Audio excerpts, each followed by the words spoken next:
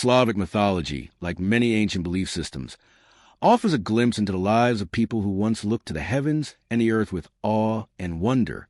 For those who lived in the vast, forested landscapes of Eastern Europe, nature was alive with spirits, gods, and forces beyond human comprehension. The stories that have come down to us through the ages, through folklore, epic tales, and religious practices, speak of a world where the natural world was interwoven with the divine. In the quiet corners of the ancient Slavic world, there were no clear boundaries between the sacred and the mundane, the human and the divine. Everything, be it a tree, a river, or a house, was thought to be imbued with spiritual significance. At the heart of Slavic mythology lies a pantheon of deities, spirits, and creatures, each playing a role in the rhythms of daily life and the larger cycles of the natural world. These myths are not simply stories, but reflections of how ancient Slavic people understood their relationship with the world around them. Just as the early Greeks and Romans turned to their gods to explain the workings of the universe, so too did the Slavs look to their own pantheon to make sense of the mysteries of life, death, and the seasons. The origins of Slavic mythology are somewhat elusive, due to the oral traditions of the early Slavic tribes and a lack of written records. Most of what we know today comes from much later sources, often compiled by Christian monks or scholars from outside the Slavic world. These accounts were written down centuries after the myths themselves were first told, meaning much has been lost or altered over time. Despite this, enough has survived to give us a clear picture of how the ancient Slavs viewed the world. The Slavic peoples were not a single, unified group, but rather a collection of tribes spread across a vast expanse of land, from the heart of Europe to the steppes of Russia. As a result, Slavic mythology is not monolithic. There are regional variations in the myths, and gods and spirits may differ in name, role, and importance depending on the region. However, there are also many common themes and motifs that run through the mythology of all Slavic peoples. The deities in Slavic myths are often tied to natural elements, such as thunder, water, and harvest, reflecting the importance of the natural world to the daily lives of these ancient peoples. One of the key features of Slavic mythology is the deeply ingrained connection between the spiritual world and the natural world. This is evident in the reverence the Slavs held for the land, the forests, and the animals. Many of the gods and spirits in Slavic myths are tied to specific elements of nature. For example, the thunder god Perun was associated with the sky and the storm, while the earth goddess Mokash was revered as a protector of crops and fertility. The Leshy, a forest spirit, was believed to guard the woods and all its creatures, ensuring that the balance of nature was maintained. The importance of nature is not just reflected in the gods, but also in the everyday practices of the Slavic people. Rituals, sacrifices, and festivals were all closely tied to the agricultural calendar, marking the changing seasons and the cycles of planting and harvesting. The Slavs, much like other ancient peoples, were keenly aware of their dependence on the land for survival. They knew that the harvest could mean life or death, and so they made offerings to gods to ensure good fortune in the fields and forests. These offerings, whether in the form of grain, animals, or other gifts, were made with the hope that the gods would bless them with favorable conditions, enough rain, good soil, and an abundant harvest. Beyond the deities, Slavic mythology also features a variety of spirits that inhabited the natural world. These spirits were believed to live in the trees, rivers, and fields, watching over the land and the people. The domovoi, for example, was a household spirit, believed to live in the corners of homes and protect the family. It was said that the domovoi would watch over the hearth, ensuring that the fire did not go out and that the family was safe from harm. But the domovoi was also a mischievous spirit, sometimes playing tricks on the household or punishing those who did not show the proper respect. Similarly, the rusalka, a water spirit, was associated with rivers and lakes. In some versions of myth, the rusalki were the souls of young women who had died before their time, often due to drowning or other tragic circumstances. These spirits were said to haunt the waters, luring unsuspecting travelers into the depths. The rusalki are often portrayed as both beautiful and dangerous, a reminder of the unpredictable nature of the world around the Slavs. In addition to these spirits, the Slavs believed in a host of other supernatural beings, including the Leshy, a forest spirit that protected the woods, and the Vodianoi, a malevolent water spirit that lived in the depths of rivers and lakes. These creatures were often depicted as both protectors and tricksters, blurring the line between good and evil. The spirits of Slavic mythology were not seen as benevolent or malevolent in the way that gods are often portrayed in other mythologies. Instead, they were viewed as part of the natural order, reflecting the balance between life and death, creation and destruction, order and chaos. Slavic mythology also has a rich tradition of storytelling, with many of its myths passed down through generations by word of mouth. These stories were not just told for entertainment, but also to teach lessons about life, morality, and the importance of respecting the natural world. Many of the heroes in Slavic myths are ordinary people who are forced to confront supernatural beings, whether in the form of gods, spirits, or monsters. These stories often involve trials, challenges, and quests in which the hero must prove their worthiness or bravery. At the same time, the myths also explore the darker side of human nature. The trickster figure, for example, appears frequently in Slavic mythology as a character who uses cunning and deception to outwit others. This figure serves as both a warning and a source of comic relief, showing the complexities of human behavior and the unpredictability of fate. Throughout all of these myths, one concept remains: the belief in a world teeming with unseen forces, where the boundaries between the natural and the supernatural are fluid and ever-changing.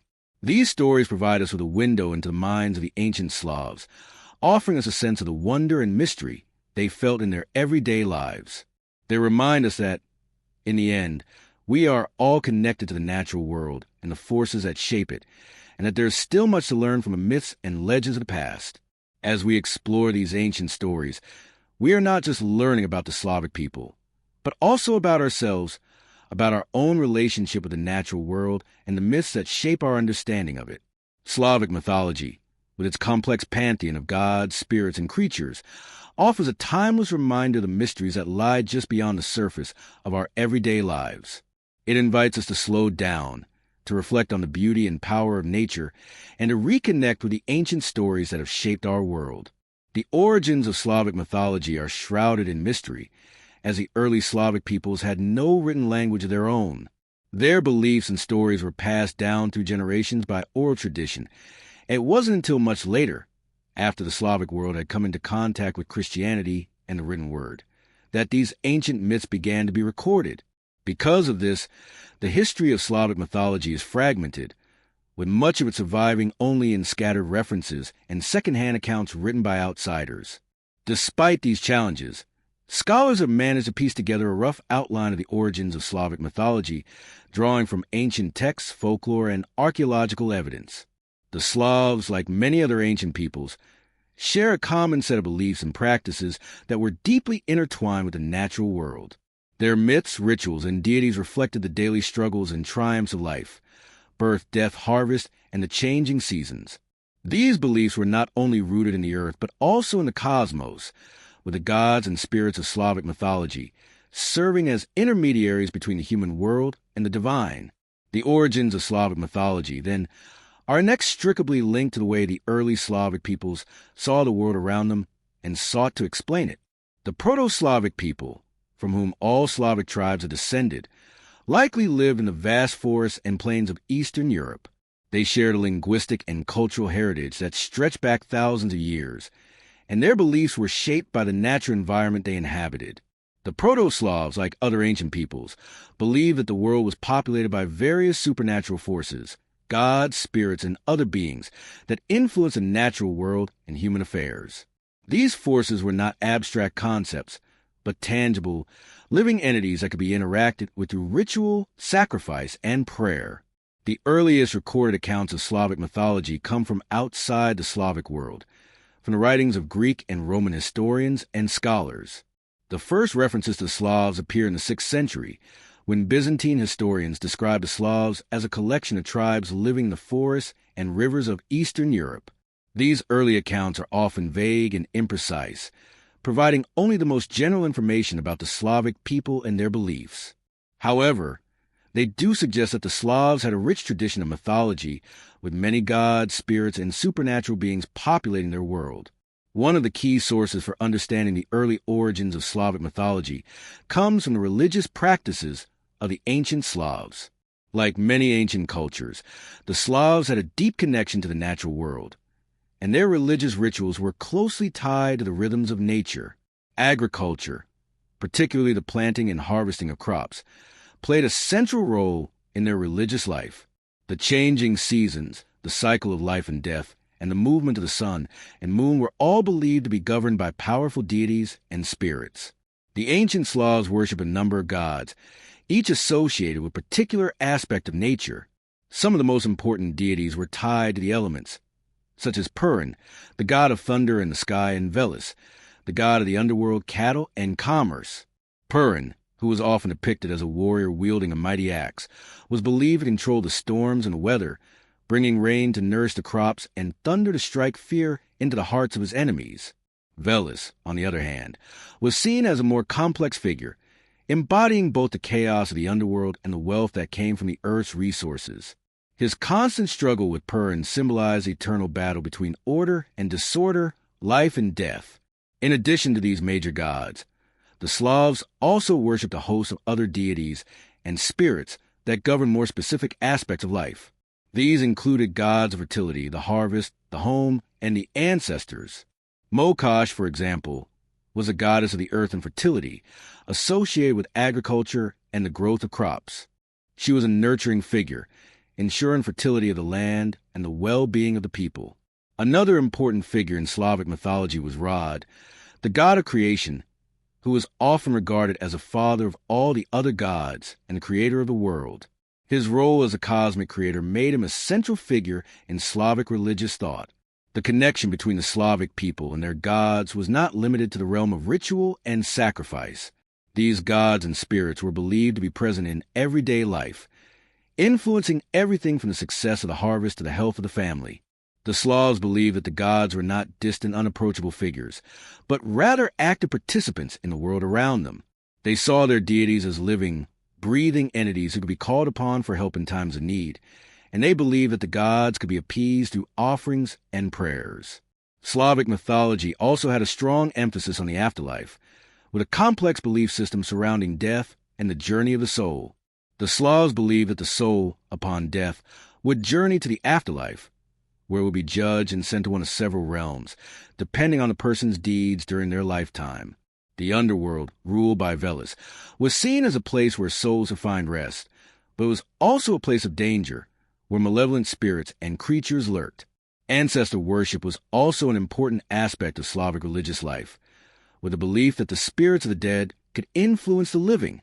The Slavs honored their ancestors through rituals and offerings, believing that their forebears could provide protection and guidance from the afterlife.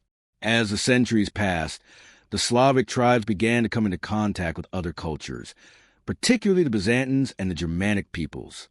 This contact brought new influences into Slavic religious thought, particularly through the spread of Christianity. By the 9th and 10th centuries, Christianity had begun to take root in the Slavic world, leading to the gradual decline of traditional pagan beliefs. As Christian missionaries spread across Eastern Europe, they sought to convert the Slavs by replacing their old gods with the Christian God. However, many of the old myths and traditions survived, blending with Christian beliefs to form a unique hybrid of religious practice. Despite the decline of traditional Slavic religion, the myths and legends of the Slavs persisted, passed down through oral tradition and later recorded in writing. The Christianization of the Slavic world did not completely erase the old beliefs. Rather, it transformed them, incorporating elements of the ancient mythology into a new religious framework. This syncretism can be seen in the way that many Christian saints were associated with pagan deities or practices. For example, the figure of Saint Nicholas, a popular Christian saint in the Slavic world, was often depicted as a protector of children and travelers, roles that were once filled by the pagan spirits of the forest and the home. Today, Slavic mythology continues to be a vibrant part of Eastern European culture, influencing art, literature, and popular media. While the ancient myths have evolved over the centuries, they still resonate with modern audiences, providing a window into the past and offering valuable insights into the beliefs and values of the Slavic peoples. The origins of Slavic mythology, then, are not just a relic of the past, but a living tradition that continues to shape the cultural identity of the Slavic world. In the end, the origins of Slavic mythology are as much about the people who told the stories as they are about the stories themselves. These myths were not just tales to be told around the fire. They were the means by which the Slavs understood the world, found meaning in their lives, and connected with the divine. And even as time has passed and the world has changed, these myths continue to offer a timeless connection to the land, the ancestors, and the unseen forces that shape our lives. In the beginning, according to Slavic mythology, the world existed in a state of chaos, a vast expanse of nothingness, where the forces of creation and destruction were locked in an eternal struggle. The ancient Slavs, like many other cultures, sought to explain the origins of the cosmos, the earth, and all that inhabited it. In their mythological worldview, the universe was not simply a mechanical or random place, but rather a living entity, imbued with purpose and direction. The creation myth of the Slavs offers a glimpse into how they viewed the forces that shaped their world and their relationship with the natural and spiritual realms. At the heart of the Slavic creation myth stands Rod, the god of creation, who is often considered the first and most ancient deity in Slavic mythology. Rod is a primordial being, a cosmic force that exists outside the boundaries of time and space. He is the one who brings order to the universe, forming the world from the chaos that existed before creation. In some versions of the myth, Rod is depicted as a solitary figure, while in others he is said to have created the first gods and spirits to aid him in the task of shaping the world. Rod's role as a creator god is central to the Slavic understanding of the universe. He is the force that initiates the process of creation, bringing forth the sky, the earth, the seas, and the creatures that dwell within them. In this myth, creation is not a single event, but an ongoing process, a continuous act of birth, growth, and renewal. It is said that Rod created the world from a cosmic egg, breaking it open to release the forces of nature and life into the world. From this egg, the land, the mountains, the rivers, and the forests were born. The sky, too, was created, as well as the sun, the moon, and the stars, which would come to govern the cycles of day and night, light and darkness. Once the physical world had been formed, the gods and spirits took their places in the new creation. Purin, the god of thunder, was assigned dominion over the sky, and his power was used to regulate the weather and the natural forces. Purin's role as a god of thunder reflects the ancient Slavic belief that the sky was a realm of both power and danger, where the forces of nature could be both nurturing and destructive. In this way, the Slavic understanding of creation is not one of a calm, peaceful world, but rather a world in which chaos and order coexist, constantly shifting and intermingling. In contrast to Purin's association with the sky and thunder, Veles, the god of the underworld and cattle, was assigned dominion over the earth, the underworld, and the wealth of the land. Veles is often depicted as a more chaotic and mysterious figure, representing the forces of disorder and transformation. While Purin's thunderstorms may bring rain to nourish the crops, it is Veles' dark, hidden influence that ensures the balance of life and death on earth. Veles' domain is one of shadows, of death and rebirth, where the souls of the departed journey to their final resting places. In this myth, Veles' realm is not merely a place of suffering, but a necessary part of the cycle of existence, a realm that nurtures the soil, provides for creatures of the earth, and ensures the passage of time. The relationship between Purin and Veles is a central theme in the Slavic creation myth. These two gods are locked in an eternal struggle, a cosmic battle that reflects the ongoing tension between order and chaos, life and death. The rivalry between Purin and Veles symbolizes the natural cycles of the world, particularly the changing of the seasons. In this myth, Purin's thunder and lightning are seen as a reflection of the power of the storm, while Veles represents the forces that lie beneath the surface, hidden and powerful, yet essential for life to thrive. Their battle is not one of good versus evil, but rather a natural, cyclical conflict that reflects the balance of forces in the world. The earth itself, as the Slavs saw it, was a living, breathing entity, and its creation was not a one-time event, but a continuous process of transformation. The land was shaped by the gods, who formed its mountains, rivers, and forests. The earth was also seen as a nurturing mother, a figure that provided sustenance and shelter to all living things. This connection between the earth and the divine is reflected in the mythology of Mokash, the goddess of fertility, who is often associated with the harvest and the growth of crops. Mokash is the mother of the land, and her role in the creation myth is to ensure that life continues to grow and flourish on the earth. She is the goddess of the harvest, the protector of crops, and the keeper of the land's fertility. In this way, Mokash represents the cyclical nature of creation, life that is constantly growing, dying, and being reborn. In Slavic mythology, creation is not an event that happens once and is then completed. Instead, the world is constantly being shaped and reshaped by the gods and spirits. This belief in an ever-changing, ever-evolving world is reflected in the Slavic understanding of time and space. The gods themselves are not static, unchanging figures, but are engaged in a constant process of creation and destruction, growth and decay. The passage of time is marked by the changing of the seasons, the rise and fall of the sun, and the ebb and flow of life. Slavic mythology also includes the creation of humanity. According to some myths, humans were created by Rod, who fashioned them from the earth and gave them the breath of life. In other versions of the myth, humans were created by the gods, with the first man and woman emerging from the earth or from a divine source. These early humans were seen as part of the natural world, born from the earth and bound to it by their connection to the gods and spirits. The creation of humanity is often depicted as a harmonious event, with the gods providing for humans and ensuring that they could live in balance with the natural world. However, the relationship between humans and the gods is not one of perfect harmony. Humans, in the Slavic worldview, are always at the mercy of the gods and spirits, who can either bless them or curse them, depending on their behavior. This reflects the broader Slavic belief that the natural world is a place of both wonder and danger, where forces beyond human control shape the course of events.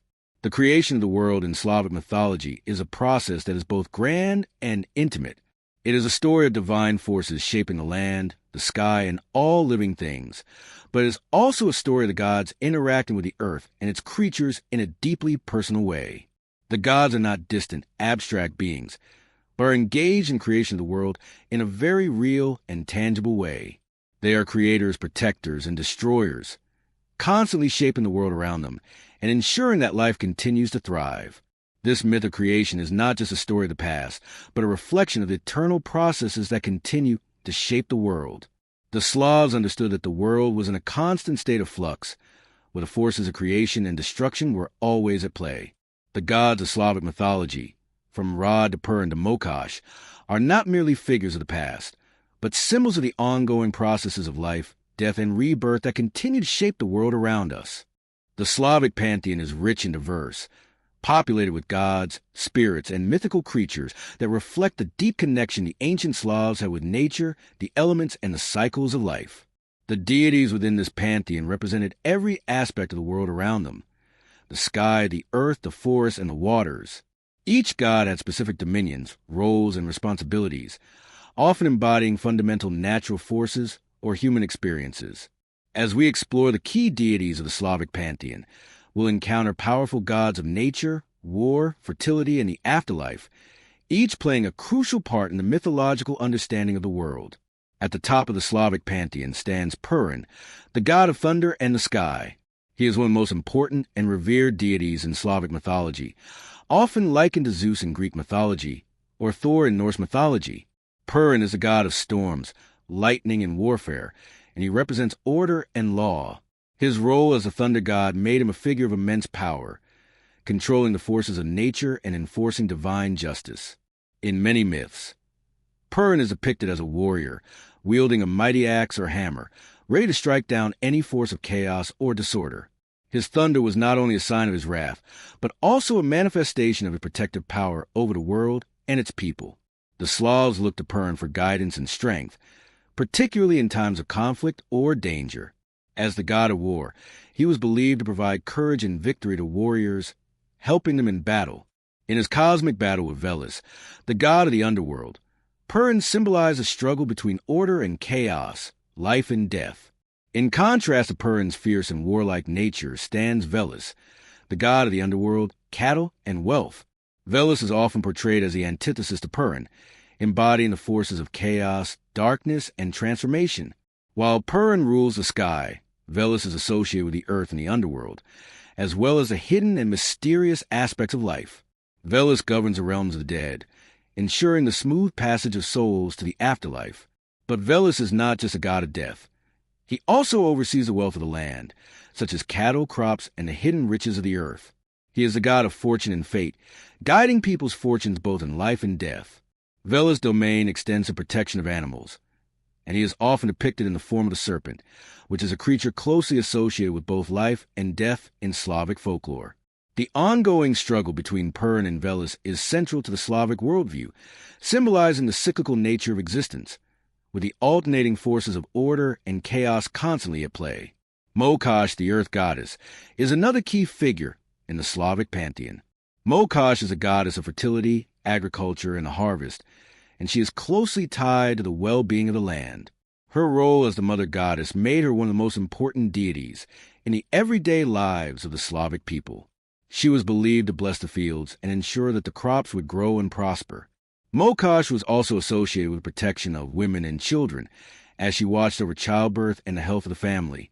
In many ways, Mokash was seen as the nurturing and life-giving force of nature, embodying the cycles of birth, growth, and renewal. Her presence was felt most strongly during the harvest, when the fruits of the earth were gathered and thanks were given to the gods for the bounty. Mokash's connection to the earth made her a figure of deep respect and reverence, particularly in agricultural communities. Another important deity in the Slavic pantheon is Dazbog, the sun god and a symbol of light and life. Dazbog is often depicted as a radiant figure, bringing warmth and life to the world with his sun rays. He is associated with the cycle of day and night, ensuring the continual passage of time. As the god of the sun, Dazbog's light was believed to nourish the earth, making the crops grow and the animals thrive. In some traditions, Dazbog is also seen as a god of justice and fairness, as the sun shines equally on all, regardless of status or wealth. His influence was central to the agricultural calendar, as the sun was vital to the success of the harvest. Dazbog's importance can be seen in the many rituals and festivals held in his honor, particularly those marking the solstices and equinoxes, when the sun's power was at its peak. While Perun, Veles, Mokash, and Dazbog represent some of the most significant gods in the Slavic pantheon, there are many other deities and spirits that played vital roles in the lives of the Slavic people. Rod, the god of creation, is often regarded as the father of all the gods. Rod is a primordial force that brought the universe into being, and his name is the source of the word Rod, which means family or lineage in many Slavic languages. As the god of creation, Rod's influence was vast and all-encompassing, shaping the cosmos and the world. His children included many of the other gods, such as Perun, Veles, and Mokash, who each took on specific roles in the natural world. Another important figure in Slavic mythology is Svarog, the god of fire, blacksmithing, and craftsmanship. Svarog is often seen as a god who shaped the world with his divine forge, creating both the physical and spiritual aspects of existence. As the god of fire, Svarog's power was associated with both destruction and creation, as fire has the ability to burn and cleanse, but also to create and transform. Svarog's skills as a blacksmith were crucial in the development of civilization, as he was believed to have taught humanity the art of metalworking and forging weapons. In some versions of the myth, Svarog is also associated with the sun, further reinforcing his connection to both light and fire. The pantheon also includes Vadianoi, the spirit of the waters, often depicted as an old man with a long beard and covered in algae. Vadianoi is a mischievous and sometimes malevolent figure associated with rivers, lakes, and ponds. He is believed to haunt the waterways, luring travelers into the water and drowning them. However, Vadianoi is also seen as a protector of aquatic life and the guardian of the natural order within the waters. His presence in Slavic mythology reflects the ambivalence the Slavs had toward water, a force that could be both life-giving and dangerous. In addition to these major deities, the Slavic pantheon includes a host of other spirits and figures that represent different aspects of life, from household spirits like the Domovoi, who protected the home, to the Leshi, the guardian of the forest. These spirits were believed to inhabit specific places in nature, ensuring the balance between the human and supernatural worlds.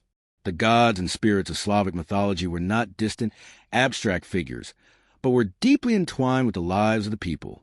The Slavs saw the gods as active participants in the world, interacting with humans and shaping their lives. Worship and rituals were conducted to honor these gods, seek their protection, and ensure the prosperity of the people. The myths of these deities were not only told as stories, but were also a means of understanding the natural world and the forces that governed it. In summary, The Slavic pantheon is a rich and varied collection of gods and spirits, each embodying an essential aspect of life and nature. From the thunderous power of Purin to the nurturing protection of Mokash, these deities reflect the deep connection the Slavs had to their environment and the cycles of life. The gods represented not only natural forces, but also the values and concerns of the Slavic people, guiding them to the rhythms of life and the mysteries of the world. In addition to the gods, the Slavic pantheon is teeming with a variety of spirits, each of whom plays an essential role in the everyday lives of the people. While gods like Purin, Veles, and Mokash govern the larger natural forces, these spirits are more closely connected to specific places, activities, and moments in the lives of the Slavic people. Spirits in Slavic mythology are not abstract, distant entities, but are intimately tied to the land, the home, and the community. They are believed to inhabit the trees, rivers, fields, and even the household, shaping the events of daily life and offering both protection and danger.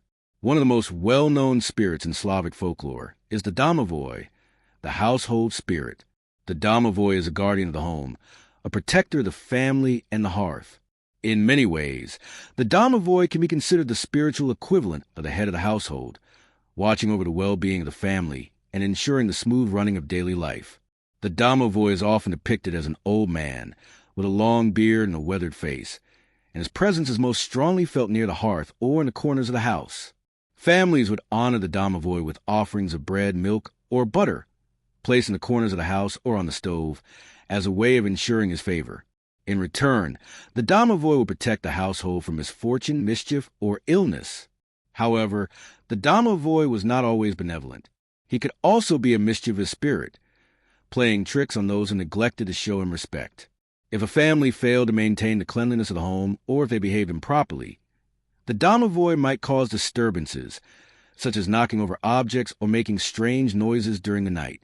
In some versions of myth, the domovoi was believed to be the spirit of an ancestor, and his actions reflected the moral character of the household. Thus, the domovoi was both a protector and a reminder of the importance of maintaining good relationships with the spirits of the past. Another significant spirit in Slavic mythology is the Leshy, the guardian of the forest. The Leshy is often depicted as a tall, wild man with a beard made of leaves and branches, blending seamlessly into the forest environment. As the spirit of the forest, the Leshy was believed to protect the woods, ensuring that the balance of nature was maintained. He was both a protector and a trickster, and those who ventured too deeply into the forest without proper respect could find themselves lost, led astray by the Leshy's playful tricks. In some myths, the Leshy would change his shape, taking on the form of a tree or animal, to confuse travelers and lead them off the beaten path. However, the Leshy was also seen as a force of renewal, ensuring that the forest remained healthy and vibrant. As the keeper of the wilds, the Leshy was believed to maintain the balance between the humans and the creatures of the forest. The Rusalka, another important spirit, is often described as a water nymph or the spirit of a drowned woman. Rusalki are typically depicted as beautiful, ethereal women with long, flowing hair and pale skin who haunt the rivers, lakes, and ponds of the Slavic lands. They are said to be the souls of young women who died tragically, often through drowning, suicide, or untimely death, and have returned as spirits to inhabit the waters. In some stories, the Rusalki are vengeful, luring men to their watery graves with their beauty and singing voices. They are said to dance by moonlight on the banks of rivers or in the shallows of lakes, enticing passers-by to approach. However, the Rusalki's relationship with humans is more complex than simply one of malice. In some versions of myth, Rusalki are depicted as tragic figures who long for the love and attention they never received in life. In these tales, the Rusalki are seen as embodying the sorrow of untimely death, caught between the worlds of the living and the dead. The Vadianoi, another water spirit, is a more malevolent figure associated with rivers, lakes, and ponds. The Vadianoi is typically depicted as an old man with greenish beard, covered in algae and muck, with an eerie, watery presence. Unlike the Rusalki, who are often seen as tragic or misunderstood figures, the Vadianoi is a malevolent spirit, known for his ability to drown those who wander too close to his domain. He is believed to haunt the deep, dark waters, pulling travelers under the surface and drowning them in his watery grasp. The Vadianoi is also associated with the dangers of rivers and lakes, serving as a reminder of the unpredictable and sometimes treacherous nature of water. He represents the darker, more dangerous forces of the natural world, the ones that can easily overwhelm those who do not respect their power. Another significant spirit is the Morozko, or Father Frost, the spirit of winter. Morozko is a cold, frosty figure, often depicted as an old man covered in frost and snow. He represents the harsh, unforgiving aspect of winter, bringing bitter cold and freezing temperatures. Morozko is both a figure of fear and a figure of respect, as his cold could be deadly, but it was also seen as a natural part of the cycle of the seasons. In some myths, Morozko is portrayed as a trickster, challenging those who cross his path with riddles or tests of endurance. However, he is also seen as a figure of renewal, for after the long winter, he makes way for the warmth of spring. Morozko's presence in Slavic mythology emphasizes the ever-changing nature of the seasons and the balance between warmth and cold, life and death. The Kiki Mora, a household spirit, is another figure from Slavic folklore, often seen as a more sinister counterpart to the Domovoi. While the Domovoi is generally considered protector, the Kiki Mora is a spirit that causes mischief and trouble in the home. She is usually described as a small, haggard woman, often associated with the dark corners of the house or the attic. The Kikimora's primary role is to make life difficult for the family, particularly by creating noise at night, disturbing the peace, and sometimes causing small accidents. However, she is not entirely malevolent. If the household was well kept and the family respected her presence, the Kikimora could sometimes offer protection or assistance. Like many other spirits in Slavic mythology, the Kikimora's behavior was often tied to moral conduct of the people she interacted with. In addition to these spirits, Slavic mythology includes many other figures that represent various aspects of the natural world, from the guardian spirits of animals and trees to the spirits of the home and hearth. Each of these spirits had their own particular role in the world and was treated with a mixture of respect, fear, and reverence. The ancient Slavs believed that the natural world was alive with unseen forces, and their myths about spirits reflected this belief. The spirits were both protectors and dangers, forces that could either help or hinder the human world, depending on how they were treated. These spirits were not just supernatural beings. They were part of the daily lives of the Slavic people. The relationship between humans and spirits was not one of simple worship, but one of interaction and negotiation.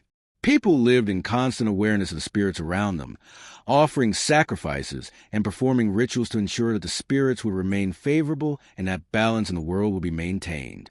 The spirits were both a reflection of the world and a force that shaped the world, and the ancient Slavs understood the importance of maintaining a respectful relationship with these unseen beings.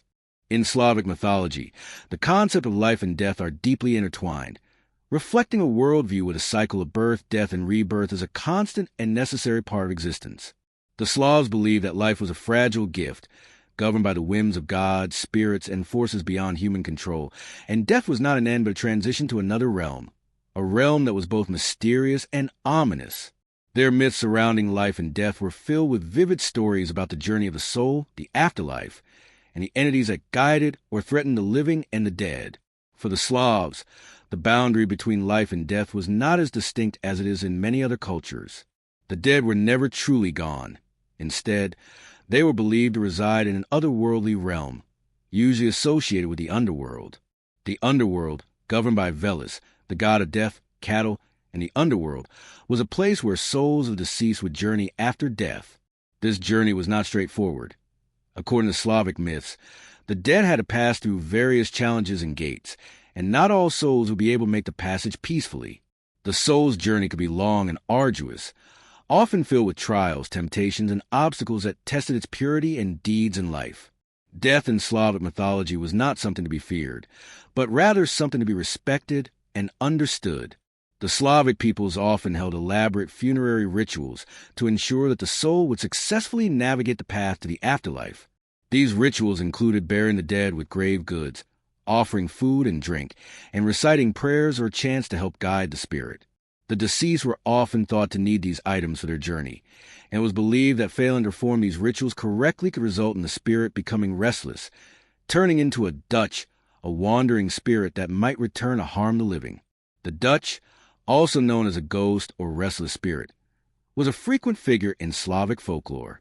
It was believed that souls that had died in unnatural or violent ways, such as through murder, drowning, or suicide, might return to the living world as malevolent spirits.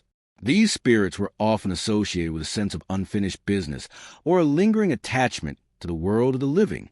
The Dutch could cause illness, misfortune, and death among the living unless it was properly appeased. Sometimes, the spirit would only be at peace after a proper burial or some kind of ritual offering. It was also believed that the dead could become guardians, watching over their families from beyond the grave, but only if they were treated with the proper respect during their life and death. One of the more famous stories about the relationship between life and death in Slavic mythology is the tale of Morozko, or Father Frost, a spirit of winter and cold. Morozko represents a harsh, often unforgiving nature of death, but also the cold, stark beauty of the world after death. He was a figure who brought frost and freezing temperatures, but his coldness was seen as both destructive and renewing. In some versions of myth, Morozko has the power to decide who lives and who dies during the winter months, as he would decide the fate of travelers caught in the bitter cold. But Morozko was also seen as a god of renewal. As winter gave way to spring, the cold and snow melted, making way for new life. The harshness of winter was understood not as a finality of death, but as a temporary pause in the ongoing cycle of life and death. In this sense, Morozko represents the cyclical nature of existence, where death is merely a precursor to rebirth. Another major figure in the Slavic underworld is Kostroma, a goddess associated with a harvest, death, and rebirth. Kostroma's myth revolves around the concept of death as a transformative force.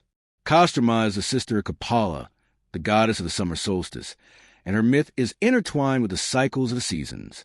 Every year, Kostroma dies and is reborn with the changing of the seasons, symbolizing the end of one cycle and the beginning of another. Her death and rebirth are celebrated with the ritual burning of effigies during the festival of Kapala Night, a celebration that marks the turning of the year and the triumph of light over darkness. This festival, which includes fire and water rituals, symbolizes the eternal cycle of life and death, where one must die in order for something new to emerge. In Slavic folklore, there is also a belief in Zaidi, the festival of the ancestors, where the living communicate with their deceased relatives. This ritual was celebrated especially during the autumn, when the boundaries between the living and the dead were believed to be the thinnest. During this time, the Slavs would offer food, drink, and other gifts to their ancestors in the hopes that their spirits would bring blessings and protection. The Zaidi festival was an occasion for families to honor their deceased and ensure their place in the afterlife. However, there was also a strong belief that the spirits of the dead could bring misfortune if they were not properly respected. During Zaidi, there were also prayers and chants to ward off malevolent spirits and ensure that only the good and benevolent spirits of the ancestors would return. The importance of ancestors in Slavic death rituals cannot be overstated. The living had a sacred duty to honor the dead, as the dead were believed to have influence over the living world. Ancestors could provide guidance, protection, and even warning of future events. However, if the proper rituals were not observed, the ancestors could become angry or resentful, returning to cause harm. In some myths, it was believed that souls of the deceased would return to haunt their families if their graves were neglected or if the family failed to perform the necessary rites. These restless spirits were seen as a threat to the harmony of the family and the community, and the living had to do everything in their power to maintain the balance between life and death. The myth of Stribog, the god of winds, also plays a role in the Slavic understanding of life and death. Winds, in Slavic tradition, were thought to carry the souls of the deceased to the afterlife. Stribog, as the god of winds, was believed to guide the souls of the dead as they journeyed to the underworld or the afterlife. Winds were also associated with change and transformation, symbolizing the passage between life and death. This belief is particularly significant in the Slavic understanding of death as a transition, where the soul, carried by the winds, passes into a new realm, leaving the physical body behind. Slavic mythology also includes a belief in the soul's return. Some myths suggest that the soul could temporarily return to the living world, particularly during significant family events such as births or marriages. In these stories, the soul would visit the living, offering blessings and guidance before returning to the afterlife. This belief reinforced the idea that the dead were never truly gone, and that their spirits continue to interact with the living world, influencing the course of events and offering their protection. In sum, the Slavic myths surrounding life and death paint a picture of a complex and cyclical worldview, where life is constantly in flux and death is simply a part of the eternal rhythm of the world. The myths emphasize the importance of respect for the dead, the necessity of rituals to guide the souls of the deceased, and the understanding that life and death are intertwined, one feeding into the other. The ancient Slavs viewed death not as an end but as a transformation, a journey to another realm, and a necessary step in the ongoing cycle of existence. By understanding these myths, we gain insight into the deep reverence the Slavs had for both life and death, and their belief in the interconnectedness of all things, living and dead. In Slavic mythology, the changing of the seasons is not just a natural cycle. It is a reflection of the ongoing interplay between the gods, spirits, and the forces of life and death. The ancient Slavs viewed the seasons as manifestations of divine action, where each season had its own set of gods, spirits, and rituals that were believed to influence the agricultural cycle, the health of the people, and the balance of the world. The seasonal myths reflect a profound connection the Slavic people had with nature and the land, as well as their understanding of the cycles of life, death, and rebirth. The winter season, marked by cold and darkness, was seen as a time of death, rest, and reflection. It was a season that symbolized the end of the natural cycle, the time when life seemed to retreat into the earth, and the land lay dormant beneath a blanket of snow. In Slavic mythology, Morozko, or Father Frost, is the dominant figure of winter. He is a god associated with the harshness of winter, with frost and cold winds that can freeze the very breath of life. Morozko is often depicted as an old, stern man, dressed in icy clothing, and his presence is both feared and revered. On one hand, Morozko is a figure of death and destruction, bringing bitter cold and hardship to those who do not respect the forces of nature. On the other hand, Morozko is also seen as a figure of renewal, as the cold winter is necessary for the earth to rest and rejuvenate before the coming of spring. In some myths, Morozko has the power to decide who survives the winter and who perishes in its frost, as he determines the fate of travelers caught in the cold. Winter in Slavic mythology is also a time when the veil between the living and the dead is said to be thinnest. It is believed that during the cold months, the souls of the deceased could more easily cross into the world of the living. This is reflected in the Zaidi festival, an autumn and winter ritual in which the living honor their ancestors. During this time, families would offer food, drink, and sacrifices to their deceased relatives, ensuring that the spirits would bring blessings and protection in the coming year. The rituals surrounding Zaidi are a testament to the Slavic belief that the dead are never truly gone, but are always present, influencing the living world. As winter gives way to spring, the season of rebirth, the Slavic worldview shifts from death to renewal. The transition from winter to spring is marked by Kupala Night, a festival that celebrates the arrival of the sun's warmth and the awakening of nature. Kupala Night, which coincides with the summer solstice, is one of the most important celebrations in the Slavic calendar. It is a time when the forces of light and darkness battle for supremacy, and the triumph of the sun over the night symbolizes a return of life to the world. The festival is filled with rituals to honor the sun, fire, and water, as the Slavs believed that these elements were essential for the growth of crops and the well-being of the community. Dazbog, the god of the sun, is central to the spring and summer seasons. Dazbog is the bringer of light, warmth, and life, and his rising in the sky marks the beginning of the sun's dominance over the earth. Dazbog's influence is felt in the fertility of the land, the blooming of flowers, and the growth of crops. He is the god who sustains life, ensuring that the earth is bathed in sunlight, which allows the plant and animals to thrive. In some myths, Dazbog is also seen as a god of justice, as his light shines equally on all, bringing fairness and equality. The power of Dazbog is celebrated in rituals that honor the sun's role in the life-giving process of nature. These celebrations also emphasize the importance of balance. Light must prevail over darkness for life to continue. The coming of spring is also associated with Veles, the god of the underworld and cattle. Veles represents the forces of transformation, the reawakening of the earth after the cold winter. Veles is a god who governs not just death, but also rebirth and change, symbolizing the natural cycles of growth and decay. as the earth comes back to life in spring. Veles is seen as guiding the process of renewal, ensuring that life is restored to the land and to the people. In some myths, Veles is in constant battle with Purin, the god of thunder, as the two gods represent opposing forces of chaos and order, death and life. This cosmic struggle between Veles and Purin is symbolic of the constant interplay of forces that governs a world, with life and death existing in a dynamic, cyclical balance. As spring progresses into summer, the season of growth and abundance, the world reaches its fullest expression of life.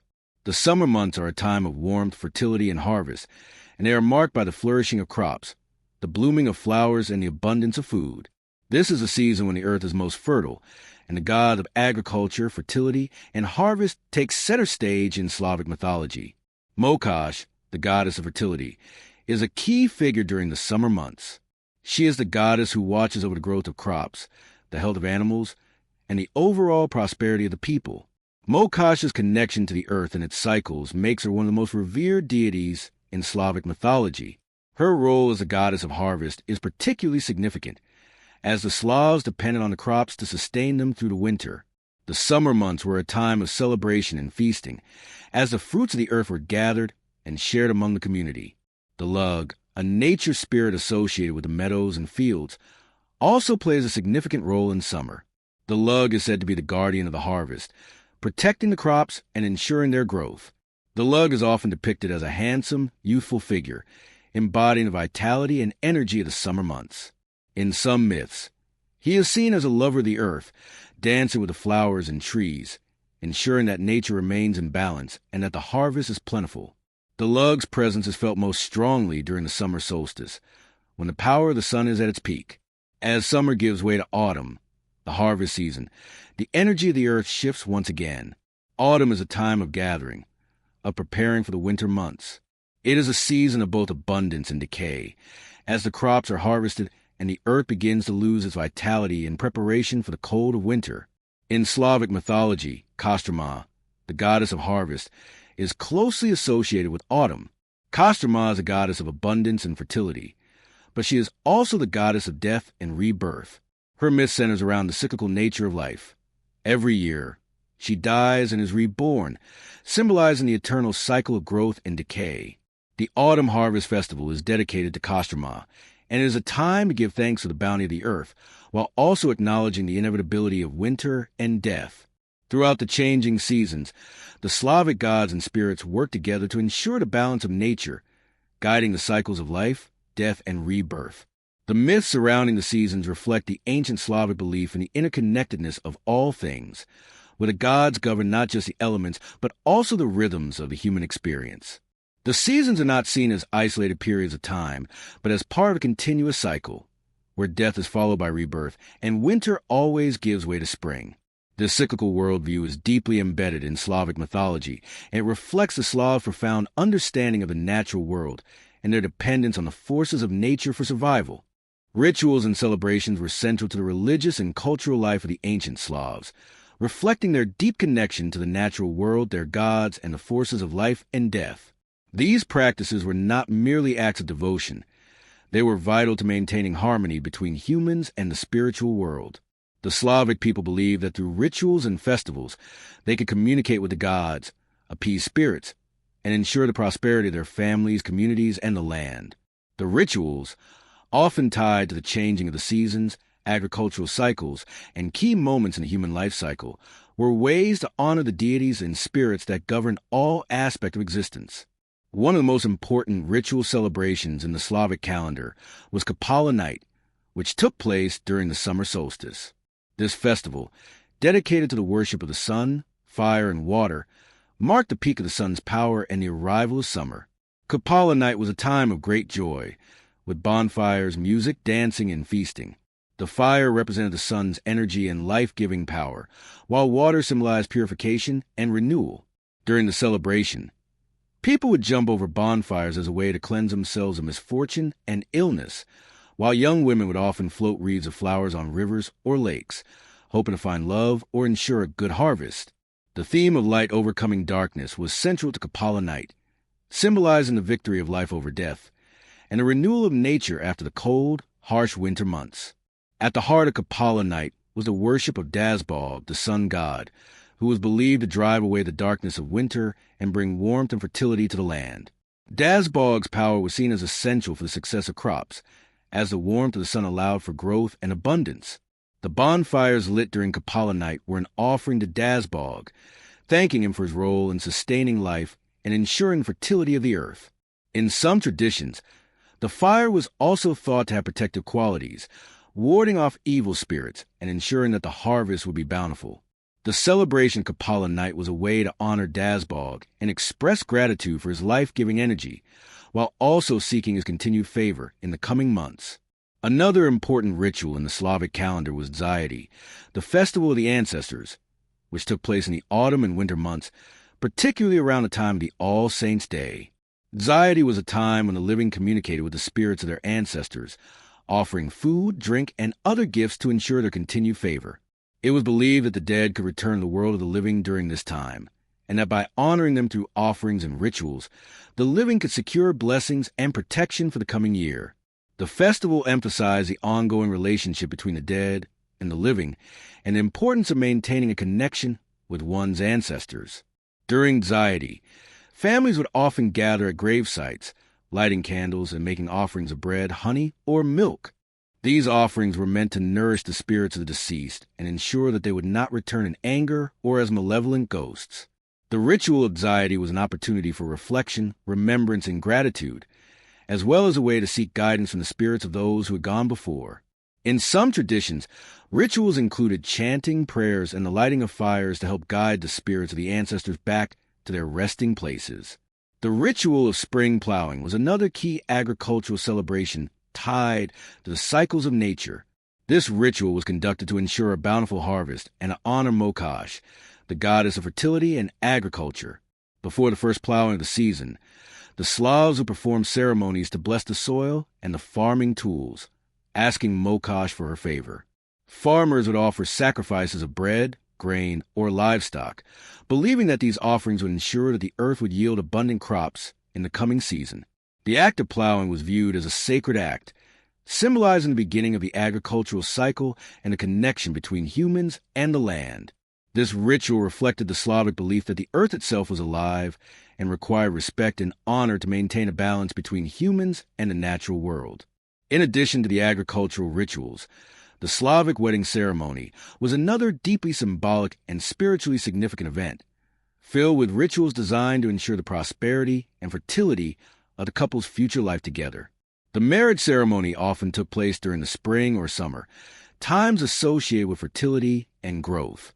At the heart of the Slavic wedding was a ritual of swearing oaths before the gods and spirits to ensure a harmonious and prosperous union. The couple would typically make offerings of bread, wine, or flowers to the gods, and sometimes the groom would tie a red ribbon around the bride's waist as a symbol of their union. The bride and groom would also offer prayers to the spirits of their ancestors, asking for their blessings and protection. The marriage feast was a central part of the celebration, and it was a time for the couple's families and the larger community to come together in joy and unity. As with many other rituals, the goal was to bring the divine into the human realm, creating a sacred bond that would ensure fertility, abundance, and good fortune for the newlyweds. The wedding celebration was an expression of the interconnectedness between the divine and the human world, and it was believed that the gods and spirits played an active role in the lives of the couple, ensuring their happiness and success. In addition to these seasonal and life cycle rituals, there were also various rites of passage that marked important moments in a person's life, such as birth, coming of age, and death. Each of these rites was tied to specific gods, spirits, and forces of nature. For example, the birth of a child was often accompanied by rituals to protect the newborn and ensure a healthy life. Offerings of food, milk, or fire were made to the gods and spirits of fertility, such as Mokash, to ensure the child's growth and well-being. Coming-of-age rituals, such as those marking a boy's first hunt or a girl's first menstruation, were seen as important moments of transition, when a young person was believed to be given strength, wisdom, and guidance from the gods. Slavic mythological rituals also served as a way to maintain balance with the spiritual world. These rituals were not only meant to honor the gods, but also to ensure the ongoing protection and favor of the spirits that inhabited the natural world. Rituals related to the forest, rivers, and other elements were designed to keep the balance between humans and the environment. For example, offerings were made to the Leshy, the spirit of the forest, to ensure safe passage through the woods, while sacrifices were made to the Vodyanoi to keep rivers and lakes free of danger. These offerings were seen as necessary to maintain harmony in the world, as the spirits were believed to have the power to protect or harm depending on how they were treated. In conclusion, rituals and celebrations in Slavic mythology were vital to the daily lives of the people, reflecting their deep connection to the natural world, the gods, and the spirits that inhabited it. These practices were a way to maintain balance, seek favor, and ensure prosperity and protection in all aspects of life, from agriculture and marriage to the cycles of birth and death. Through these rituals, the Slavs sought to honor the divine and the natural forces that govern their world, creating a spiritual framework in which the human and supernatural realms were intertwined. The rituals were more than just symbolic acts. They were a vital means of sustaining the harmony between the mortal and divine, ensuring that life could continue in balance with the forces of nature and the spirits that watched over it. Slavic mythology is built on a deeply ingrained belief in the balance of cosmic forces, a delicate equilibrium maintained to the actions of gods, spirits, and the natural world. Central to this belief is the idea of a cosmic order, where everything from the heavens to the earth, from the gods to the spirits, has its place in a larger, divine scheme.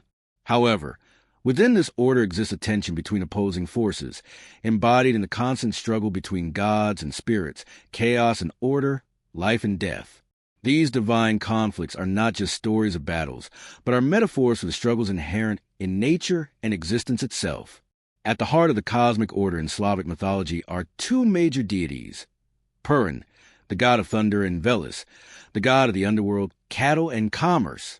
These two gods represent the balance between order and chaos, the known and the unknown.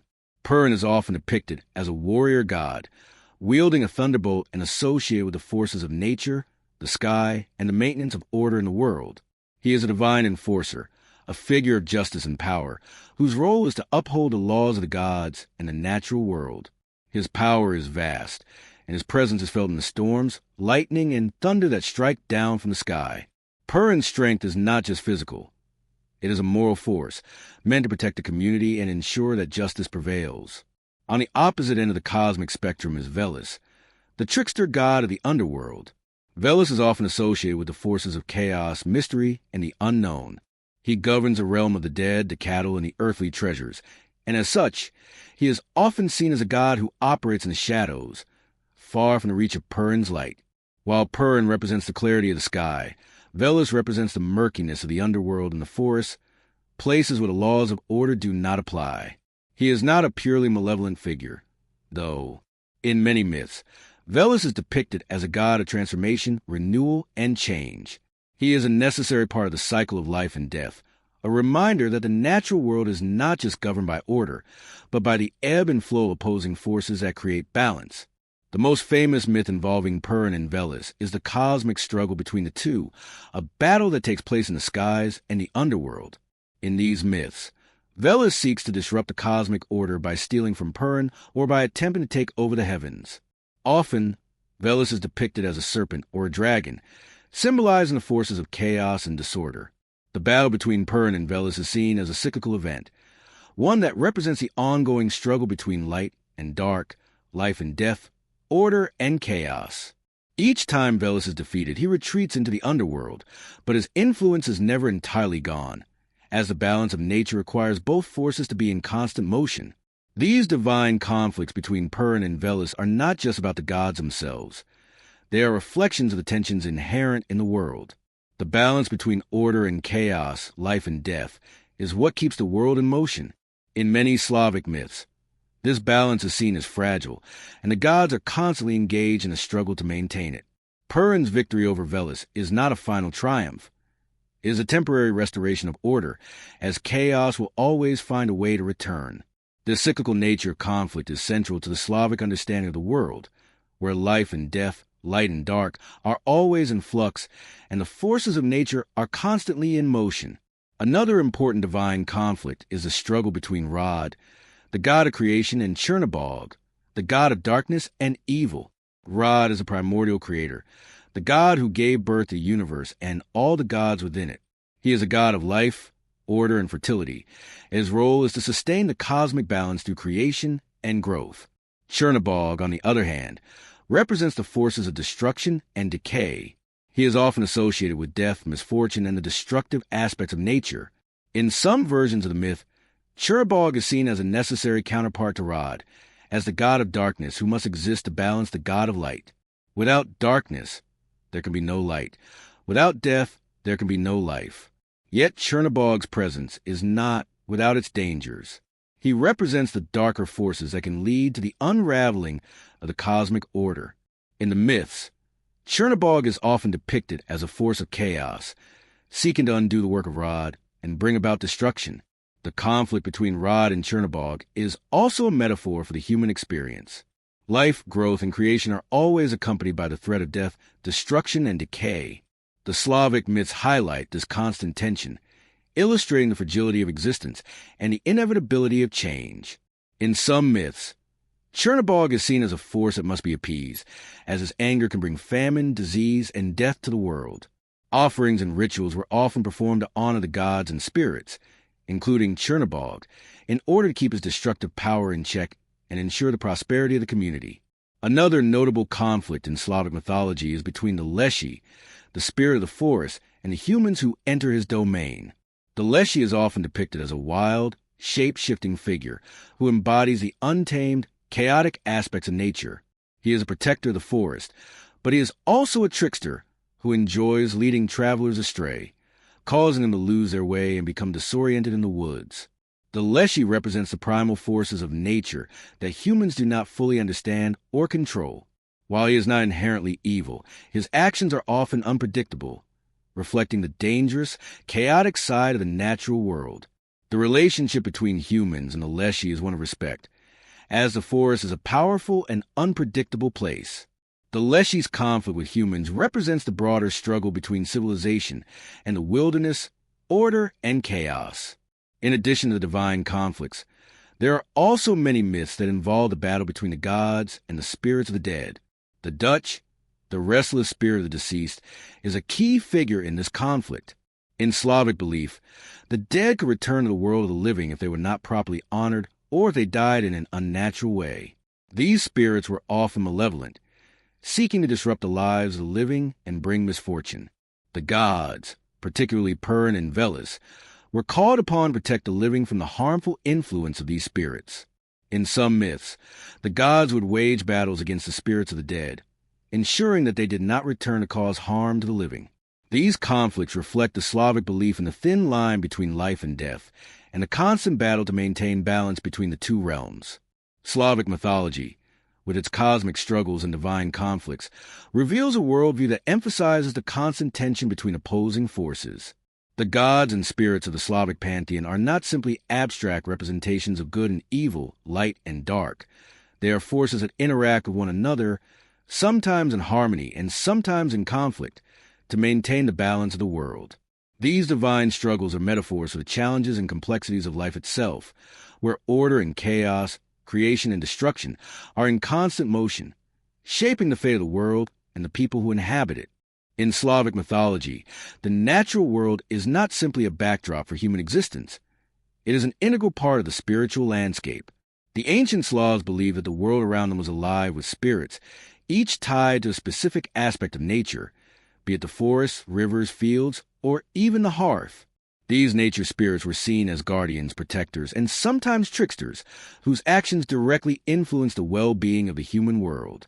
The relationship between humans and these spirits was one of respect, as the Slavs understood that their survival and prosperity depended on maintaining a harmonious connection with the natural world. One of the most important nature spirits in Slavic folklore is the Leshy, the spirit of the forest. The Leshy is a guardian of the woods, a shape-shifting figure who can appear as a man, but his form is often indistinguishable from the trees and plants around him. The Leshy was believed to be the ruler of all forest creatures, deer, wolves, bears, and even the trees themselves.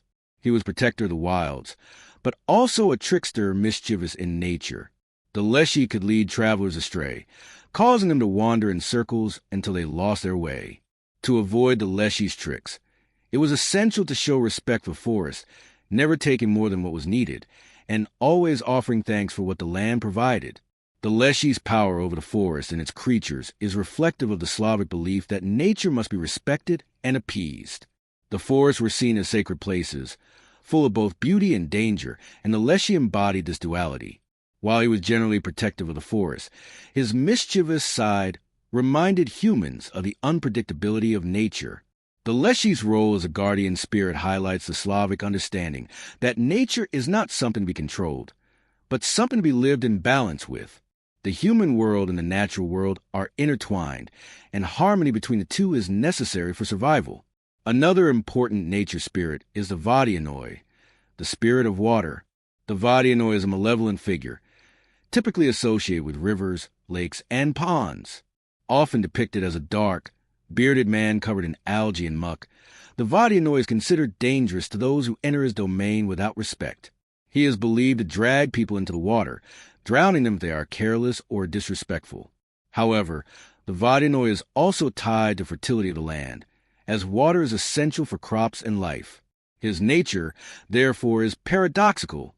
While he is a threat, he is also a vital force in maintaining the life-giving properties of water.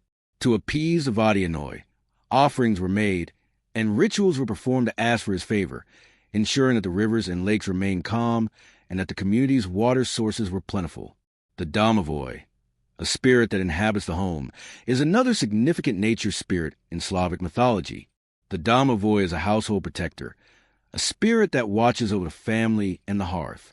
He is often depicted as a small, old man with a beard, living behind the stove or in the rafters of the house. The Domovoi is a benevolent spirit when treated well, helping the family by bringing good fortune, ensuring prosperity, and protecting the home from evil forces. However, if the family fail to honor him or neglects their duties to the spirit, the Domovoi can become mischievous or even vengeful, causing illness, misfortune, or the destruction of household goods. To keep the Domovoi happy, the family would offer small gifts, such as bread, milk, or butter, and perform regular rituals to honor him.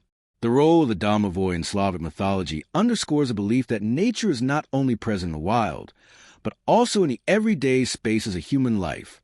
The home, hearth, and family were viewed as sacred places, and the Domovoi embodied a connection between the domestic sphere and the natural world. The well-being of the family was thought to be directly linked to their relationship with the spirits of the home, including the Domovoi. These spirits, though often invisible, were thought to be intimately involved in the lives of the humans they protected, ensuring that the household remained in balance and that its members thrived. In addition to the Leshy, Vodianoi, and Domovoi, there are numerous other nature spirits in Slavic mythology, each associated with a specific aspect of the natural world. The Rusalka, for example, is a spirit of water similar to the Vodianoi, but with more tragic and haunting nature. Rusalki are the spirits of young women who have died prematurely, often through drowning or other violent means. These spirits are said to haunt the rivers and lakes, singing mournfully and luring men to their deaths. While some myths describe the Rusalki as malevolent, others portray them as tragic figures, yearning for release from their watery prisons. The Rusalki represent the connection between life and death, and a liminal space between the living and the dead, much like the riverbanks where they dwell. The Morozko, or Father Frost, is another nature spirit that plays a prominent role in Slavic mythology, particularly during the winter months. Morozko is a cold and harsh figure, representing the forces of winter and frost. He is often depicted as an old man with a beard made of ice, and his role in mythology is to bring the bitter cold of winter to the land. While he is feared for his ability to freeze and destroy, Morozko is also a figure of renewal. His arrival marks the end of the warmth and growth of summer, but it also signifies the coming of the new life that will emerge in the spring. As a god of winter, Morozko is connected to the cycles of nature, as his cold rain gives way to the rebirth of the earth in the warmer months. The presence of these spirits in Slavic mythology reflects the deep connection the Slavs had with the world around them. The forests, rivers, and homes were not just physical places, but realms inhabited by powerful forces that require respect and understanding. Nature was not something to be dominated or controlled, but something to be lived in harmony with. The spirits of the natural world were seen as both protectors and challengers, offering guidance and sometimes retribution when the balance of nature was disrupted. The Slavic approach to nature spirits also emphasizes the importance of ritual and respect in maintaining a harmonious relationship with the environment. Offering sacrifices and rituals were seen as ways to honor the spirits and ensure their favor. Whether it was the Leshy of the forest, the Vadianoi of the river, or the Domovoi of the home, the Slavs believed that these spirits had the power to shape their lives, for better or for worse. By acknowledging and respecting the forces of nature, the Slavs believed they could ensure a prosperous and balanced existence, one that was closely tied to the rhythms of the natural world. In summary, nature spirits in Slavic mythology are not mere supernatural entities. They are the embodiment of the natural world itself. These spirits represent the forces of life, death, and transformation that shape the environment and influence the human experience. From protective Domovoi of the household to the mischievous Leshy of the forest, the spirits of Slavic mythology are central to the Slavic understanding of the world. They reflect a worldview in which nature is not just a physical space, but a spiritual realm that must be respected, honored, and maintained in balance. The relationship between humans and these nature spirits is one of reciprocity, where both the human world and the spiritual world are inextricably linked, ensuring continued flow of life, death, and rebirth. In Slavic mythology, the afterlife is not a simple realm of peace or punishment, but a complex and layered concept tied deeply to the natural world, ancestral spirits, and the cycles of life and death.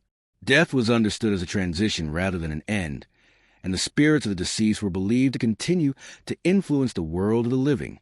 Central to this worldview is a belief in multiple realms of existence, where the dead might reside in different places depending on the circumstances of their death, their role in life, and the rituals performed by the living. One of the most significant figures in the Slavic afterlife is Veles, the god of the underworld. Veles is not only a god of cattle and commerce, but he also rules over the domain of the dead, the afterlife realm where souls journey after they depart from the physical world. The underworld in Slavic mythology is often described as a shadowy, mysterious place, not entirely separate from the world of the living, but a realm where souls wander or are judged before moving on. Veles' domain is said to be located beneath the earth, a dark and unknown space where souls wait for their fate to be determined. The souls of the dead were believed to travel to this underworld, but their journey was not always straightforward. In some myths, they had to cross a river or pass through a series of obstacles before reaching their final resting place. This idea of a journey or passage is deeply ingrained in Slavic views of death, reflecting the belief that the afterlife was not just a static destination, but a process of transformation, reflection, and judgment. In addition to Veles, other beings and deities play crucial roles in the afterlife. Morozko, or Father Frost, often associated with winter and the forces of death, is sometimes seen as a guide for souls entering the afterlife. In some traditions, Morozko is believed to freeze the souls of the dead before they move on, ensuring that their transition is calm and peaceful. His icy touch symbolizes the end of life, but also the cleansing of the spirit before it enters the realm of the dead. Morozko's connection to the afterlife is not one of punishment, but of necessary transformation, representing the natural coldness that comes with death and the purity that follows. The journey of the soul through the afterlife is also closely tied to the idea of ancestor worship. The dead were not simply forgotten. They were believed to continue existing in some form, and the living had an obligation to honor their ancestors.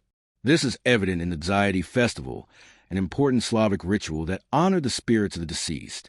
Zaidi was held during the autumn and winter months, particularly around the time of All Saints' Day, when the veil between the living and the dead was believed to be thinnest. During Zaidi, families would gather to make offerings to their ancestors, ensuring that their spirits were fed and cared for in the afterlife. The festival served as a reminder that death was not an end but part of a continuous cycle, and that the spirit of the dead remained an active part of the community, guiding and protecting their descendants. In the world of the dead, there is a strong belief in the concept of reincarnation and the cyclical nature of life and death. Souls that had been properly honored and had lived virtuous lives were believed to be reincarnated, either into new bodies or into other forms of existence. This belief in reincarnation is tied to the Slavic understanding of the interconnectedness of life and death, where the soul never truly disappears but instead is transformed into something new. In some myths, the dead were believed to return as animals, plants, or even as new humans, continuing the cycle of life in a different form. This idea of transformation underscores the Slavic view of death not as an end, but as a necessary part of the ongoing natural processes. The rusalka, a water spirit associated with death, plays an interesting role in the Slavic afterlife. The rusalki are the spirits of young women who died prematurely, often through drowning or tragic accidents.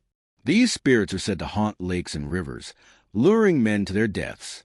While they are often depicted as malevolent spirits, there is also an element of tragedy to their stories. The rusalki represent souls who did not receive proper burial rites or who died before their time. In some interpretations, they are seen as souls who are trapped between life and death, unable to find peace until they are properly honored. The rusalka's role in the afterlife highlights the Slavic belief that death must be respected and that the dead require proper rites in order to move on. The underworld itself, as ruled by Veles, is not seen as a place of eternal torment or suffering, but as a place of judgment and purification. Souls that had lived righteous lives were believed to be allowed to pass through the underworld and enter the realm of the ancestors, where they would join their forebears in peace. However, souls that had not been properly honored or who led wicked lives were believed to remain trapped in the underworld, either as restless spirits or as beings that needed to be appeased by the living. In some myths, the souls of the dead were believed to return to the world of the living during certain times of the year, such as during the Deity festival, to seek offerings and recognition from their descendants. This return was seen as both a blessing and a reminder of the importance of honoring the dead, as well as an acknowledgement of the cyclical nature of existence. Slavic mythology also includes the concept of vampires or undead spirits, which are often linked to the afterlife. These undead beings, such as a Yupper or Nosferatu, are souls that have not moved on properly due to improper burial or other violations of ritual.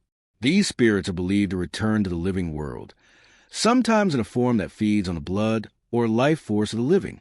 The vampire legends in Slavic culture reflect the fear of improper death and the belief that the dead can return to haunt the living if they are not given the proper rites. The idea of the vampire as a restless soul reflects the Slavic belief that death is a transition that must be properly completed, or else the dead will continue to affect the living world in negative ways.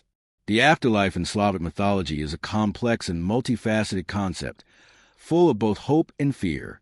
Death is not seen as a final end but as a transition, a journey that requires respect, understanding, and ritual. The gods, spirits, and ancestors all play crucial roles in guiding the souls of the dead to the afterlife, ensuring that the balance between the living and the dead is maintained. The concept of reincarnation and the cyclical nature of life and death reflects the Slavic belief that life continues in various forms, and that death is not an escape from the world but a return to it in another guise. This intricate belief system highlights the Slavs' understanding of death as a continuation of life, where the dead remain connected to the living and are an active presence in the spiritual world. It is a reminder of the ongoing relationship between the living and the dead, and the importance of honoring those who came before. The Slavic pantheon is rich and diverse, populated by gods and deities that reflect the close relationship the Slavic people had with nature, the elements, and the cycles of life and death. Unlike the monotheistic religions that have dominated much of the world's spiritual landscape, the Slavs believed in a multitude of deities, each of whom controlled specific aspects of the world. These gods were revered in everyday life, from agricultural rituals to life cycle events, and they were seen as integral to maintaining balance and harmony in both the natural and spiritual realms. The worship of these deities was often tied to natural forces, sun, rain, wind, and earth, as well as the human experiences of birth, death, and love. The chief deity in the Slavic pantheon was Purin, the god of thunder, lightning, and war. Often depicted as a powerful, warrior-like figure, Purin was a protector of the people, guarding them against chaos and evil. He was associated with the sky and was believed to control the elements, particularly storms and lightning. The thunderbolt, one of his most recognizable symbols, was thought to be his weapon, striking down evil forces and maintaining cosmic order. Purin was also a god of justice, upholding the moral laws of the universe and ensuring that good triumphs over evil.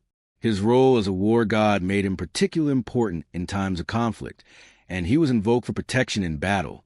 As the central figure of the Slavic pantheon, Purin represented order, power, and enforcement of divine law. In contrast to Purin's order and strength, Veles, the god of the underworld, cattle, and commerce, represented the forces of chaos, the unknown, and the cycles of life and death. Veles was a shape-shifting god, often depicted as a serpent or a dragon, and was associated with the dark, mysterious realms beneath the earth. He ruled over the afterlife and controlled the spirits of the dead. Veles was also the god of cattle, a vital resource for the Slavs, symbolizing both the prosperity of the community and the wild, untamed aspect of nature. The relationship between Veles and Purin was one of constant tension. In many myths, Veles seeks to disrupt the order of the world, often by stealing from Purin or by attempting to subvert the balance between life and death. The battle between Purin and Veles represents the cosmic struggle between order and chaos, light and dark, and life and death. Dazbog, the god of the sun, was another important figure in the Slavic pantheon. As a god who brought light and warmth to the world, Dazbog was often seen as a life-giving deity, essential for fertility of the land and the success of crops. He was associated with the rising and setting of the sun, and his rays were believed to provide not only warmth but also spiritual energy. The sun was seen as a divine presence, and Dazbog was revered for his ability to sustain life. In some traditions, Dazbog was also considered a god of fire, further emphasizing his role as a bringer of life and energy. His importance in Slavic mythology is reflected in the widespread worship of the sun, with many rituals dedicated to honoring its power and ensuring its continued favor. Mokash, the goddess of fertility in the earth, played a central role in agricultural rituals. She was associated with the cycles of nature, planting, growth, and harvest, and was believed to protect the land and the people who worked it. Mokash was often depicted as a maternal figure, nurturing both the earth and the people who depended on it. Her power was essential for fertility of the soil and the success of crops, and she was invoked to ensure a bountiful harvest. The worship of Mokash reflected the Slavic understanding of the earth as a living, breathing entity, one that required care and respect to maintain its fertility. As a goddess of both the earth and fertility, Mokash was protector of women and children, ensuring their health and well-being.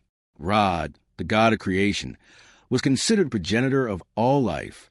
Rod was a primordial deity who gave birth to the world and the other gods. His influence was seen as a driving force behind the creation of the universe, and he was associated with the idea of fate and destiny. In some traditions, Rod was viewed as the father of the pantheon, and his role as the creator god made him a figure of great reverence. While Rod was not as actively worshipped in the everyday rituals of the Slavs as other deities like Purin or Mokash, his importance as the origin of all life cannot be understated. He symbolized a fundamental connection between all living things and the divine forces that govern the universe. Sverige, the god of the hearth and fire, was another key figure in the Slavic pantheon. Sverige was often depicted as a blacksmith, crafting the tools necessary for survival and civilization. As the god of fire, he was connected to both the warmth of the hearth and the destructive power of flames. Sverige was also associated with metalworking, and his influence extended to the creation of weapons and tools, which were vital for the Slavic people's survival. The hearth, as a central point in the home, was considered sacred, and Sverige's protection was sought to ensure the safety and well-being of the family.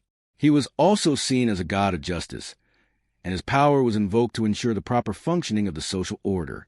Lada, the goddess of love and beauty, represented the more nurturing and harmonious aspects of life. She was the embodiment of fertility, romantic love, and the natural beauty of the world. Lada was invoked in rituals related to marriage, love, and the seasons, particularly during the spring, when the earth was seen as coming to life once again. Her association with the changing of the seasons symbolized the cyclical nature of life and death, and her presence was believed to ensure growth, renewal, and the continuation of life. As a goddess of beauty, Lada was also associated with the arts and creativity, and her influence extended to the aesthetics of a natural world. The Slavic pantheon also included a host of lesser deities, each of whom was associated with specific aspects of life and nature.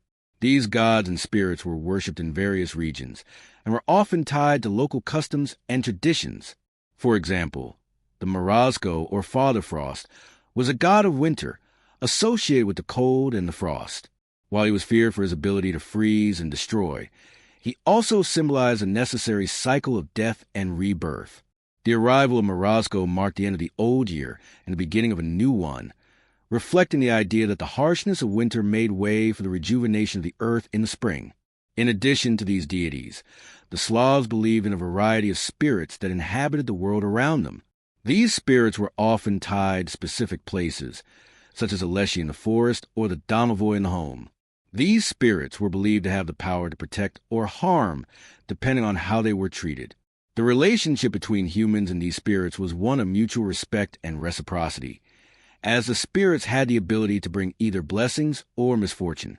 In conclusion, the Slavic pantheon is vast and complex, populated by a wide array of gods, goddesses, and spirits, each of whom played a crucial role in maintaining the balance of the world. From the powerful and just Purin to the mischievous and chaotic Veles, the deities of Slavic mythology represent a deep connection to the natural world and the forces that shape life and death. These gods and spirits were central to the daily lives of the Slavic people, and their worship was a way to maintain harmony and ensure the prosperity of the community. Whether through rituals, offerings, or prayers, the Slavs sought to favor their gods, recognizing their influence over the natural and spiritual realms. Slavic mythology, rich with tales of gods, spirits, and cosmic battles, forms an integral part of the cultural fabric of the Slavic peoples. These myths and folktales served as a way for the ancient Slavs to understand and explain the world around them, as well as to preserve their traditions, values, and beliefs. Much like other ancient cultures, the Slavs passed down their stories orally, using them as a form of entertainment, education, and spiritual guidance.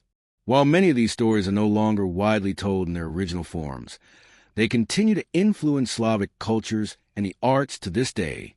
From the terrifying tales of witches and demons to the heroic feats of legendary figures, Slavic mythology offers a fascinating glimpse into the worldview of a people closely connected to nature, spirituality, and the cycles of life. One of the most enduring and iconic figures in Slavic folklore is the Baba Yaga, the fearsome witch who lives deep in the forest, often in a hut that stands on chicken legs. Baba Yaga is a complex figure, representing both the dangers and the wisdom of the natural world. On one hand, she is a terrifying old witch who can cause harm to those who venture into her domain uninvited. She is associated with the forces of death and decay, symbolizing the darker, more unpredictable aspect of nature. Yet, on the other hand, Baba Yaga is also a figure of great knowledge and power. In some myths, she is a wise crone who offers guidance and assistance to those who prove themselves worthy. She represents the duality of nature, both nurturing and destructive, wise and dangerous. The tales of Baba Yaga are numerous and varied, but they often share common themes. In many stories, she acts as a test for the hero or heroine, challenging them to prove their worth by overcoming difficult tasks or solving complex riddles. For example, in the tale of Vasilisa the Beautiful, the young heroine is sent to Baba Yaga's hut to fetch fire. After completing a series of arduous tasks set by the witch, Vasilisa is rewarded with a magical gift that helps her overcome the villainous stepmother and stepsisters. Baba Yaga's role in these stories is not only as a source of danger, but also as a catalyst for the hero's growth and transformation. She teaches the value of resilience, cleverness, and respect for the natural forces that she embodies. Another important figure in Slavic folklore is the Kashii the Deathless, a powerful and malevolent figure who cannot die. Kashii is often depicted as an evil sorcerer who kidnaps a heroine, usually a princess, and hides her away in a remote, inaccessible place. His immortality is linked to the fact that his soul, or death, is hidden in a needle, which is in an egg, which is in an iron chest, which is on an island, which is in the middle of the ocean. Kashii's immortality makes him a terrifying foe, but also symbolizes the enduring nature of evil in the world. His defeat usually involves the hero's ability to find and destroy the source of Kashii's immortality. In some versions of the tale, the hero is aided by magical creatures or objects, which highlight the Slavic belief in the power of magic and the natural world to overcome dark forces.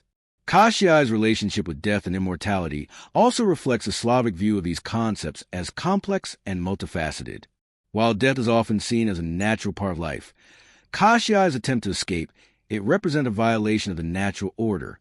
His desire to remain immortal is ultimately his downfall, as it is only by confronting death and allowing the natural cycles of life and death to play out that the hero can defeat him. Kashiai, much like Baba Yaga, embodies the paradoxical nature of Slavic folklore, where darkness and evil are never purely malevolent, and where the forces of nature can both destroy and renew. In addition to these well-known figures, Slavic folklore is also populated by a variety of lesser-known, but equally intriguing characters, such as the domovoi and leshi. The domovoi is a household spirit, considered protector of the family. He lives in the home, usually in the hearth or behind the stove, and is present as a sign of a well-maintained and prosperous household. However, the domovoi is also quick to anger, and neglecting the home or disrespecting the spirit could result in misfortune, illness, or even death.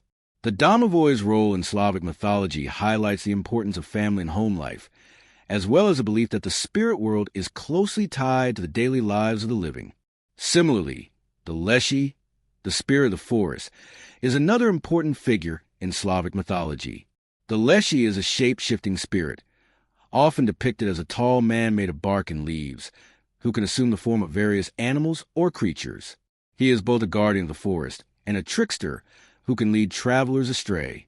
In some versions of the myth, the leshi is a friendly and helpful figure who ensures the well-being of the forest and its creatures, while in other tales, he is a more mischievous or dangerous entity. The leshi's dual nature reflects the Slavic understanding of the wilderness as both a source of sustenance and a place of danger and unpredictability. Other important figures in Slavic folklore include the rusalka, the spirit of a young woman who has died tragically, often by drowning.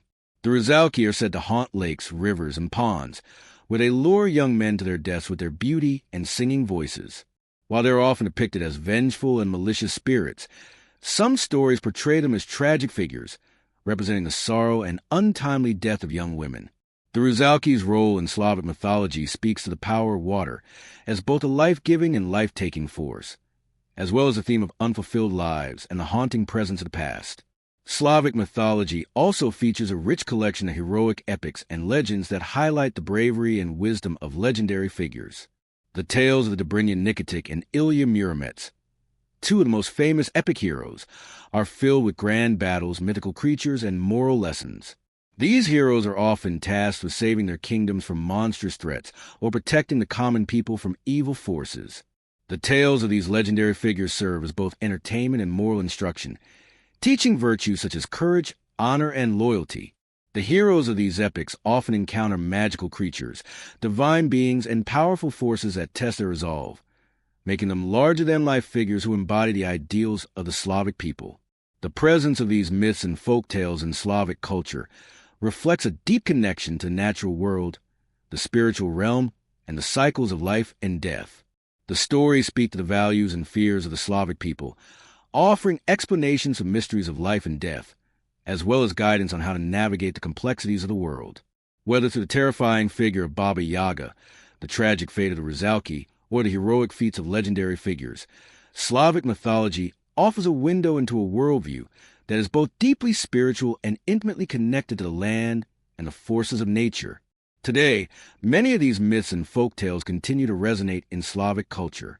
They've been adapted into literature, art, and film, and their themes of struggle, transformation, and the interplay between light and dark continue to captivate audiences worldwide. The enduring power of these stories speaks to the universal human experience and the timeless fascination with the supernatural, the unknown, and the eternal mysteries of life and death. The Slavic calendar is intricately tied to the natural world, particularly the changing of the seasons, the agricultural cycle, and the spiritual rhythms of life and death. Unlike the rigid, linear concept of time found in many modern societies, the Slavic perception of time was cyclical, with a constant ebb and flow between the realms of the living and the dead, light and dark, and life and death. The natural world played an essential role in the cultural and spiritual life of the Slavs, and the various festivals and rituals they practiced throughout the year were deeply connected to the rhythms of nature. Central to the Slavic calendar were the solar and lunar cycles, particularly the turning of the seasons. The Slavs, like many ancient cultures, understood time to the lens of the changing seasons, spring, summer, fall, and winter, and the associated festivals that marked these transitions. Each season held its own unique significance, tied to the planting and harvesting of crops, the movement of animals, and the changing patterns of light and darkness. The festivals of the Slavic calendar were both a celebration of these natural cycles and a way of aligning the human world with the divine forces that govern the cosmos. One of the most significant and widely celebrated festivals in the Slavic calendar is Kapala Night, or Ivan Kapala, held during the summer solstice, typically on June 23rd. This festival marks the peak of the sun's power, as the summer solstice represents the longest day of the year. Kapala Night was a celebration of light, fire, and water, elements that were believed to have powerful, purifying properties. It was a time of joy, revelry, and connection with the natural world. The festival was dedicated to Dazbog, the Slavic god of the sun, and Mokosh, the goddess of fertility and harvest. During Kapala Night, people would gather around large bonfires, jumping over the flames to purify themselves and protect against evil spirits. The bonfire represented the sun's strength, and jumping over it symbolized the triumph of light over darkness. Water also played a central role in the festivities, with people bathing in rivers, lakes, or streams to cleanse themselves of impurities and to promote fertility. The festival was also marked by the search for the magic herb, a mystical plant believed to have healing and protective powers. Young women would often float wreaths of flowers on the water, and the belief was that if the wreath drifted towards a particular person, that person was their future love. Kapala Night, with its emphasis on fire, water, and fertility, reflects a Slavic belief in the cyclical nature of life and death. The solstice was not only a time to celebrate the peak of summer, but also a time to recognize the inevitable decline of the sun's power as the days would begin to grow shorter. In this way, the festival was both an expression of joy and an acknowledgement of the natural forces of life and death. As the summer heat waned and the harvest season approached, the Zaidi festival became another central ritual in the Slavic calendar. Zaidi, typically held in autumn, is a festival dedicated to honoring the ancestors and the spirits of the dead. It was celebrated primarily in rural communities and was seen as a time when the veil between the living and the dead was thinnest. The Slavs believed that the spirits of their ancestors would return to the world of the living during this time, seeking offerings and recognition from their descendants. Zaidi was marked by elaborate feasts where food and drink were left out for spirits of the dead. People would often visit the graves of their ancestors, offering prayers and gifts to ensure that the dead were properly honored and that they would have peace in the afterlife. The festival also served as a time for reflection and remembrance, where the living could connect with their heritage and their ancestors, acknowledging the ongoing relationship between the living and the dead. The rituals of Zaidi were both solemn and joyful, as they recognized the importance of honoring the past while embracing the present and future. In contrast to the solemnity of Zaidi, the Maslenitsa festival, held in late winter or early spring, was a time of exuberance and celebration. Maslenitsa, often referred to as Butter Week or Pancake Week, marked the end of winter and the beginning of spring. The festival was dedicated to the renewal of life, the coming of warmth, and awakening of the earth after the long, cold winter. The central element of the festival was the preparation and consumption of blini, thin pancakes that symbolize the sun, with their round shape representing the cycle of the year and the sun's return. During Maslenitsa, communities would participate in a variety of activities, including sledding, dancing, and feasting. Large bonfires were lit, and people would burn an effigy made of straw, symbolizing the end of winter and the triumph of spring. This ritual was believed to drive away the cold, dark forces of winter and make way for the warmth and light of the coming season. The effigy, often referred to as Lady Maslenitsa, represented the spirit of winter, and her burning marked the transition to a new season of growth and renewal. The joyous atmosphere of Maslenitsa reflected the Slavic celebration of life's cyclical nature, where the harshness of winter was always followed by the promise of spring and new beginnings. Kaliada, another major winter festival, took place around the time of the winter solstice, usually in late December or early January. Kaliada was dedicated to the rebirth of the sun, as it marked the turning point when the days began to lengthen again after the darkest days of the year. The festival was a time for celebrating the return of light and the warmth that would eventually follow. It was also a celebration of the community, with people coming together to sing, dance, and share food and drink. The central figure in Kaliada was the god of sun, often associated with Dazbog, who was believed to be reborn during the winter solstice. People would sing traditional carols, called Kaliaki, to honor the sun and to bring blessings for the coming year. The festival also involved rituals to ensure fertility, abundance, and prosperity in the year ahead. People would decorate their homes with evergreens, symbolic of life and endurance through the cold months, and they would offer sacrifices to gods to ensure a good harvest and bountiful crops in the spring. Each of these festivals, Kapala Night, Zaidi, Maslenitsa, and Kaliada, highlighted different aspects of the Slavic understanding of time, life, death, and renewal. These rituals were not merely religious observances, but were integral to the way that Slavic communities viewed and engaged with the world around them. The festivals provided an opportunity to connect with the divine forces of nature, to honor the ancestors, and to celebrate the ongoing cycles of life and death that govern both the natural world and human existence. Through the festivals and rituals that punctuated the Slavic calendar, the people were able to mark the passing of time in ways that reinforced their connection to the earth, the cosmos, and the spirits that inhabited both. These celebrations also served as a reminder that time was cyclical, and that each season, each moment, was part of a larger, ongoing process of creation, destruction, and renewal. As the Slavs celebrated the turning of the seasons, they acknowledged the deep, unbroken bond between the living and the spiritual world, ensuring that their cultural and religious practices remained tied to the eternal rhythms of nature. Slavic magic and witchcraft have long been intertwined with the daily lives of the people, woven into the fabric of their beliefs and practices. These magical traditions, deeply connected to the natural world, the spiritual realm, and the forces of life and death, were considered essential tools for interacting with the unseen forces that govern the world. Magic, or karavnij, was a way for individuals to influence their environment, protect their homes, and ensure the well-being of their families and communities. In the Slavic worldview, magic was not something separate from everyday life. It was a fundamental part of the spiritual landscape that helped maintain balance and harmony. Slavic magic was largely based on the idea that everything in the world, from the elements of nature to human relationships, was interconnected. The world was filled with spirits, both benign and malevolent, and understanding how to work with these spirits was essential to navigating life's challenges. Magic was viewed as a way to tap into these spiritual forces, and practitioners, often known as witches or sorcerers, depending on their role and intention, used spells, rituals, and charms to achieve their goals. The power of magic was believed to lie in its ability to influence the unseen world and manipulate the forces of nature to one's advantage. A key aspect of Slavic witchcraft was a belief in sympathetic magic, a form of magic that operates on the principle that effects like, for example, if a person wanted to bring about a good harvest, they might use rituals that invoke the spirits of nature or offer sacrifices to the gods of fertility.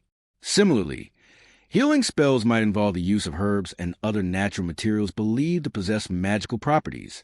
The Slavs believed that the power of these substances could be harnessed through rituals or chants, and their use in magic was intended to align the practitioner with the natural rhythms and forces of the world. The role of herbalism in Slavic witchcraft was particularly important. Herbs and plants were believed to carry both medicinal and magical properties, and knowledge of these plants was passed down through generations. Certain herbs, such as mugwort and sage, were considered sacred and were used in purification rituals, divination, and protection spells. Other herbs were thought to possess the power to ward off evil, heal illness, or attract love. The preparation of these plants involved intricate rituals, and the magical properties of each herb were tied to its appearance, scent, and the time of year it was harvested.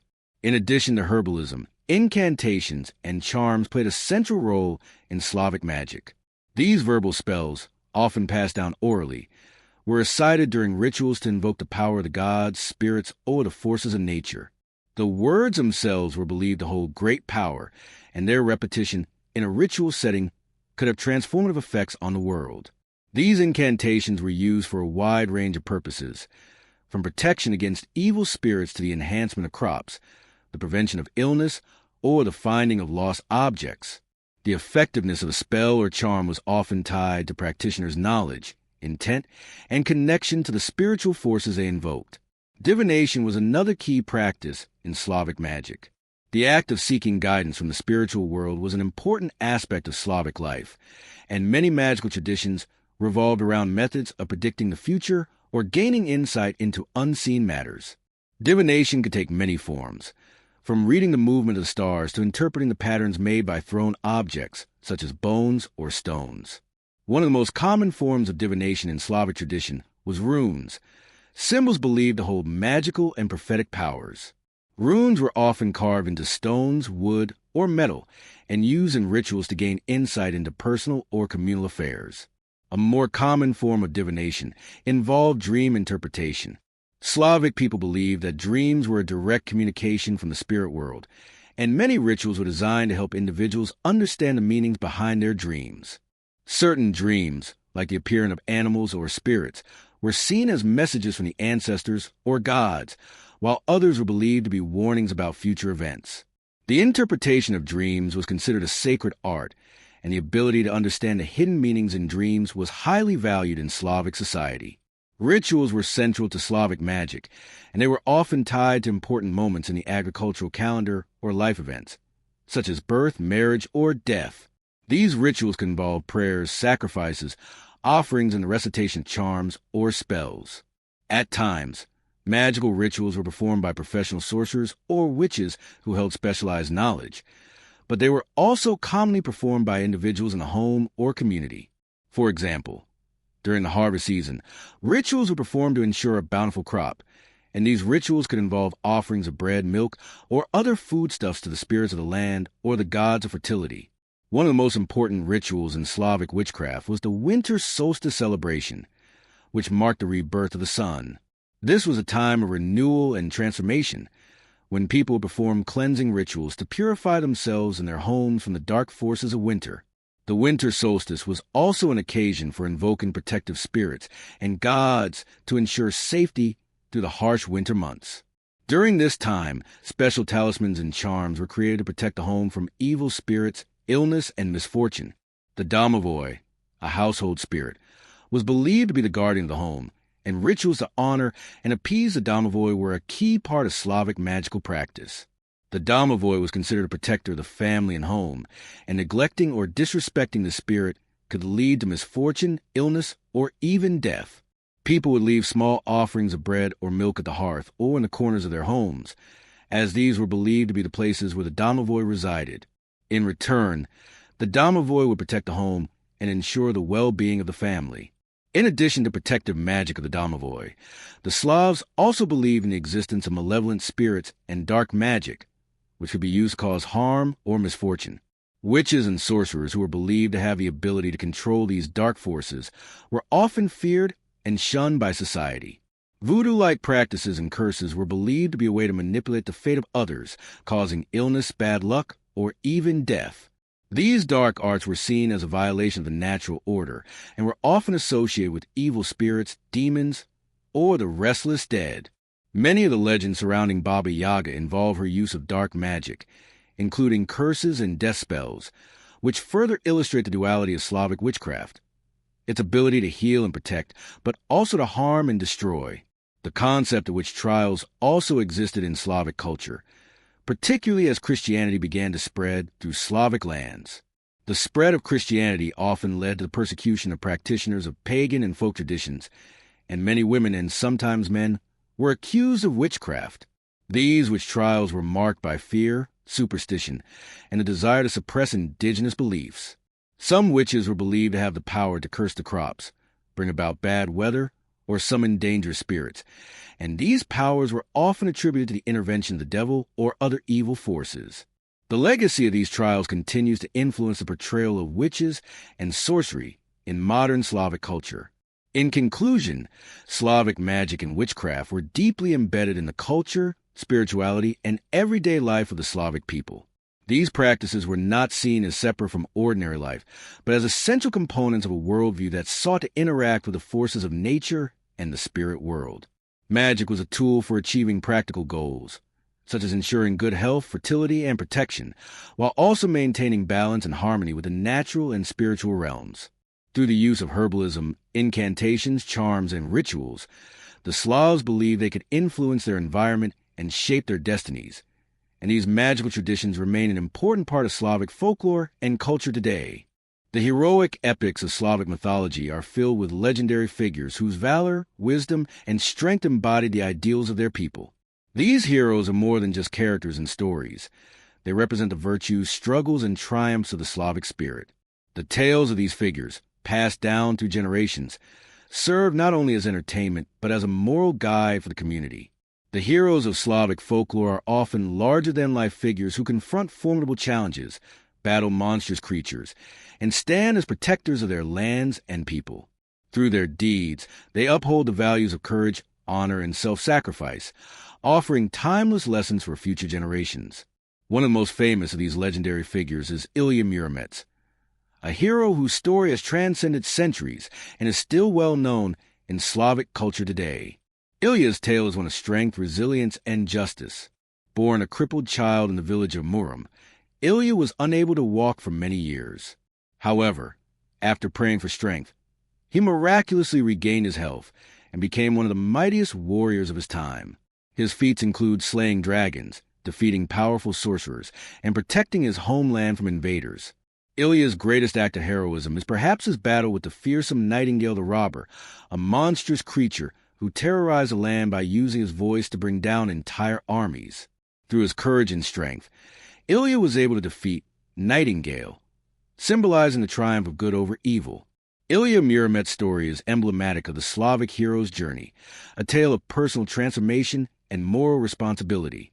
His early life of weakness and suffering makes his eventual rise to greatness even more poignant, and his unwavering dedication to justice and protection of his people elevates him as an idealized figure of virtue. Ilya's heroism is not just in his physical strength, but in his steadfast commitment to uphold the law and defend the innocent. He is a symbol of hope, representing the idea that even in the face of adversity, greatness can be achieved through perseverance, righteousness, and faith. Another celebrated Slavic hero is Dobrynya Nikitic, a knight and warrior known for his wisdom and diplomacy as much as his physical prowess. Unlike many heroes who rely on brute strength, Dobrynya is often portrayed as a more thoughtful and strategic figure. His most famous tale involved his quest to rescue a princess who had been kidnapped by a powerful serpent. However, rather than fighting the serpent directly, Dobrynya uses his intellect to outwit it, demonstrating that courage and intelligence can be equally important in overcoming challenges. His role as protector of the people and a wise counselor places him alongside other Slavic heroes as a paragon of virtue, not only through his actions but through his approach to solving problems. Dobrynya's story reflects the duality of the Slavic hero, one who is physically capable but also mentally and morally sound. His wisdom and diplomacy are key attributes that enable him to navigate difficult situations with grace, proving that the strength of the mind is just as powerful as physical might. Dobrynya's wisdom and gentle leadership serve as a counterbalance to the more physically dominant figures like Ilya Muromets, showing that heroism can take many forms, including that of the calm, rational thinker. The three Bogaders warriors are another iconic group of legendary figures in Slavic mythology, often portrayed together as defenders of their land and people. These three heroes, Ilya Muromets, Dobrynya Nikitic, and Alicia Popovich, each represent different virtues. While Ilya embodies the ideals of strength and bravery, Dobrynya emphasizes wisdom and diplomacy, and Alicia represents the power of humor and wit. Together, they form a trio of balanced qualities that encapsulate the Slavic ideals of heroism. Each hero brings his unique traits to the group, and together, they symbolize the collective strength of the people. Alicia Popovich, often depicted as a prankster and clever strategist, brings a sense of humor and wit to the traditional image of the heroic warrior. Alicia's stories often focus on his ability to outsmart his enemies, using guile and trickery rather than brute force. His most famous tale involves his defeat of the Tatar Khan, a mighty foe who threatens the Slavic lands. Rather than meeting the Khan on the battlefield, Alicia devises a cunning plan that results in the Khan's downfall. Alicia's humor and quick thinking provide a different perspective on heroism, showing that intelligence and cleverness can be just as valuable as physical strength in times of crisis.